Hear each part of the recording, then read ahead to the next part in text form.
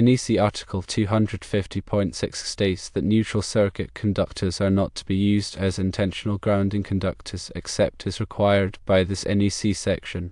This means that there should be no current flowing on a neutral conductor except for the current that is necessary to operate electrical equipment. Ground fault current is any current that flows through a path other than the intended electrical circuit. This can occur due to insulation breakdowns, faulty equipment, or other issues. While some level of ground fault current is unavoidable, the NEC requires that it be minimized to prevent electrical shock and fire hazards. The NEC does not explicitly define zero ground fault current. However, the requirement to not intentionally use neutral circuit conductors as grounding conductors implies that the ground fault current should be as close to zero as possible. While the NEC does not provide a specific amperage level for acceptable ground fault current, industry standards generally recommend keeping it below 10 mA. This level is considered safe and minimizes the risk of electrical hazards.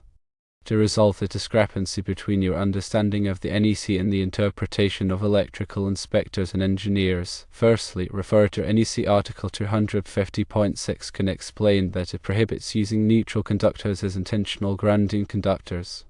Secondly, provide industry standards or best practices that recommend keeping ground fault current below 10 mA.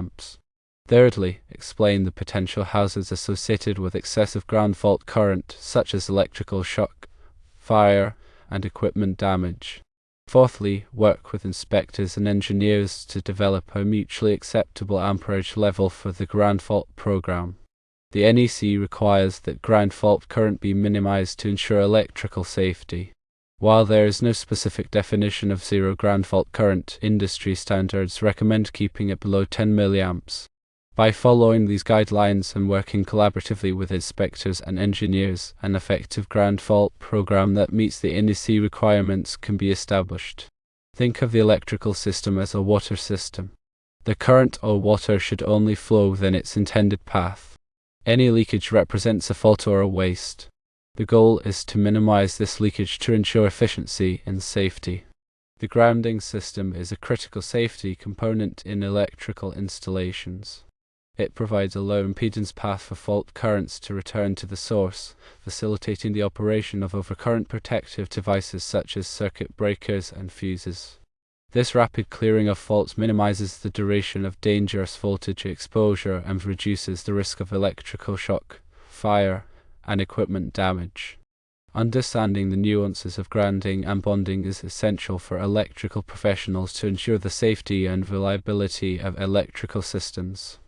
Grounding refers to connecting the electrical system to the earth, providing a reference point for voltage and a path for fault current.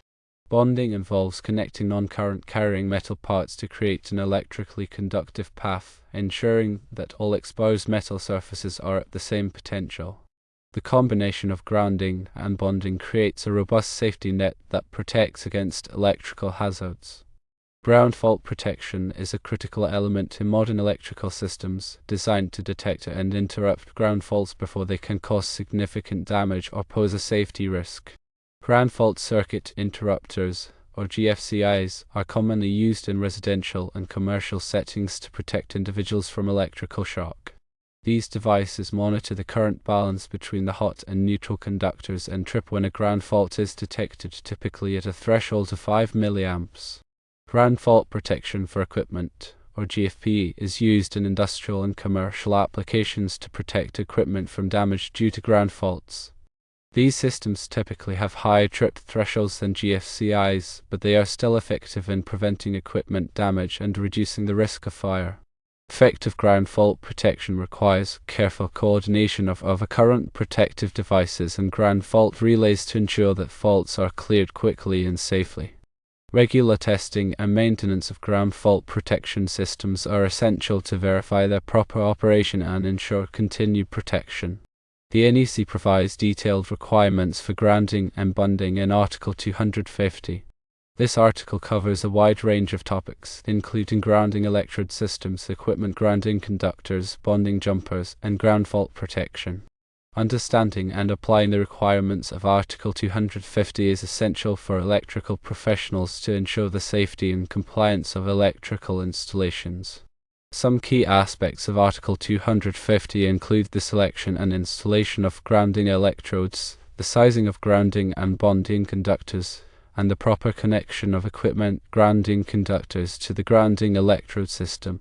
The NEC also provides specific requirements for grounding and bonding in special occupancies such as healthcare facilities, industrial locations, and hazardous areas. Electrical inspectors play a vital role in ensuring the safety and compliance of electrical installations. They review electrical plans, inspect installations, and enforce the requirements of the NEC and local codes. Electrical inspectors are responsible for verifying that grounding and bonding systems are installed correctly, that ground fault protection is provided where required, and that all electrical work is performed in a safe and workmanlike manner.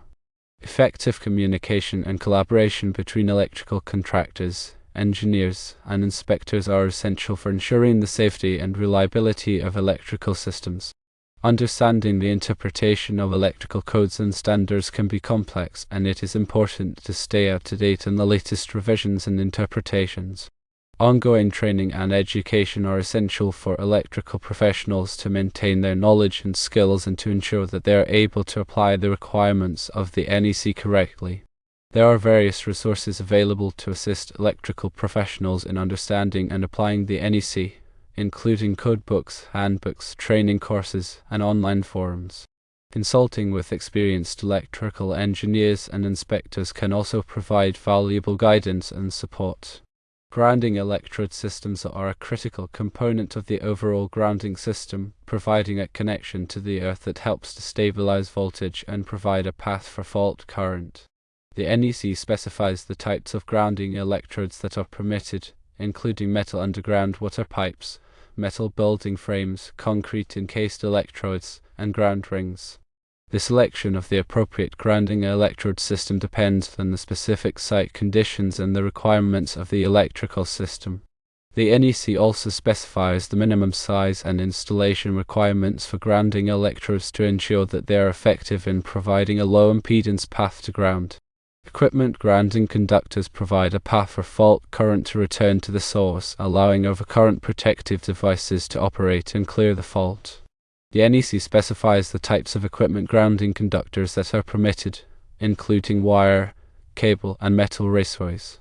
The size of the equipment grounding conductor must be sufficient to carry the available fault current without overheating or causing excessive voltage drop.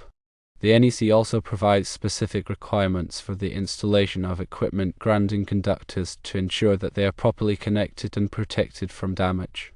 Bonding jumpers are used to connect non-current carrying metal parts to create an electrically conductive path, ensuring that all exposed metal surfaces are at the same potential. This helps to minimize the risk of electrical shock by preventing voltage differences between metal parts. The NEC specifies the types of bonding jumpers that are permitted, including wire and metal straps. The size of the bonding jumper must be sufficient to carry the available fault current without overheating or causing excessive voltage drop. The NEC also provides specific requirements for the installation of bonding jumpers to ensure that they are properly connected and protected from damage. Ground fault protection is a critical element in modern electrical systems, designed to detect and interrupt ground faults before they can cause significant damage or pose a safety risk. Ground fault circuit interrupters, or GFCIs, are commonly used in residential and commercial settings to protect individuals from electrical shock.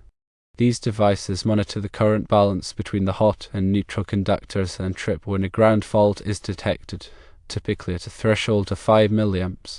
Ground fault protection for equipment, or GFB, is used in industrial and commercial applications to protect equipment from damage due to ground faults.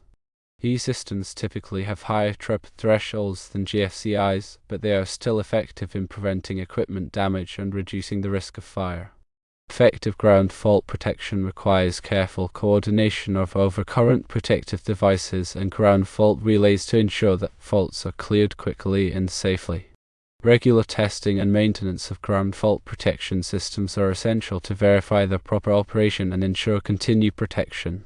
In addition to the requirements of the NEC, there are also various industry standards and best practices that can be used to enhance the safety and reliability of electrical systems. These standards and practices may provide more specific guidance on topics such as grounding, bonding, and ground fault protection. Some common industry standards include those developed by the Institute of Electrical and Electronics Engineers, or i.e., the National Electrical Manufacturers Association, or NEMA, and Underwriters Laboratories, or UL. It is important for electrical professionals to be familiar with these standards and practices and to apply them appropriately in their work. Proper grounding and bonding are crucial for ensuring electrical safety and preventing electrical hazards. By understanding the requirements of the NEC, industry standards, and best practices, electrical professionals can design, install, and maintain electrical systems that are safe, reliable, and compliant. Continuous learning and professional development are essential for staying up to date on the latest advancements in electrical technology and for maintaining a high level of competence in the field. Remember that working with electricity can be dangerous, and it is important to always follow safe work practices and to use appropriate personal protective equipment. If you are not qualified to perform electrical work, it is best to hire a licensed electrical contractor to do the job. Ground fault current can arise from several sources. Insulation breakdown, where the insulation surrounding a conductor deteriorates, can create a path for current to leak to ground. This can be caused by age, heat, moisture, or physical damage. Faulty equipment, such as appliances or machinery with damaged wiring, can also introduce ground faults. Accidental contact, such as a nail piercing a wire or a tool touching a live conductor, can create a direct path for current to flow to ground. Understanding these potential sources is crucial for identifying and addressing ground fault issues. While it's ideal to minimize ground fault current, achieving a perfect zero in real-world scenarios can be challenging. Stray capacitance, which is inherent in electrical systems, can cause a small amount of current to flow to ground. Electromagnetic interference, or EMI, can also induce currents in grounding conductors. These factors can contribute to a low level of ground fault current that is difficult to eliminate completely. However, it's important to distinguish between this unavoidable background current and excessive ground fault current that poses a safety risk. When investigating ground fault issues, a systematic approach is essential. Firstly, start by visually inspecting the electrical system for any signs of damage or deterioration. Look for frayed wires, cracked insulation, and loose connections. Secondly, use a multimeter to measure the voltage between the grounding conductor and other metal parts. A voltage reading indicates a potential ground fault. Thirdly, use a clamp-on ammeter to measure the current flowing in the grounding conductor. This will indicate the magnitude of the ground fault current. Fourthly, isolate circuits to pinpoint the source of the ground fault. By systematically checking each circuit, you can narrow down the problem area. Minimizing ground fault current is crucial for several reasons. Electrical shock hazards are reduced. Excessive ground fault current can create dangerous touch potentials, increasing the risk of electrical shock. Secondly, fire hazards are minimized. Ground fault current can cause overheating and arcing, which can ignite flammable materials. Thirdly, equipment damage is prevented. Ground fault current can damage sensitive electronic equipment and reduce its lifespan. Fourthly, energy waste is reduced. Ground fault current represents wasted energy, increasing electricity bills. Therefore, taking steps to minimize ground fault current is essential for safety, reliability, and efficiency. Establishing a ground fault program involves several key steps. Firstly, conduct a thorough assessment of the electrical system to identify potential sources of ground faults. Secondly, implement preventative maintenance measures to reduce the likelihood of insulation breakdown and equipment failure.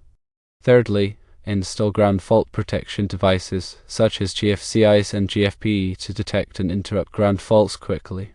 Fourthly, regularly monitor ground fault current levels to identify and address any issues promptly. Fifthly, train employees on the importance of ground fault safety and proper procedures. By taking these steps, you can create a comprehensive ground fault program that protects people and equipment. Collaborating with electrical inspectors and engineers is crucial for ensuring that your ground fault program meets the requirements of the NEC and local codes. These professionals can provide valuable guidance on topics such as grounding and bonding, ground fault protection, and electrical safety. They can also help you to interpret the NEC correctly and to resolve any discrepancies between your understanding and theirs. By working together, you can create a safe and compliant electrical system. The NEC is not always explicit. In these instances, one must use their best judgment and consider the intent of the code, which is electrical safety. The electrical inspector is there to ensure the electrical installation meets the minimum safety requirements of the NEC.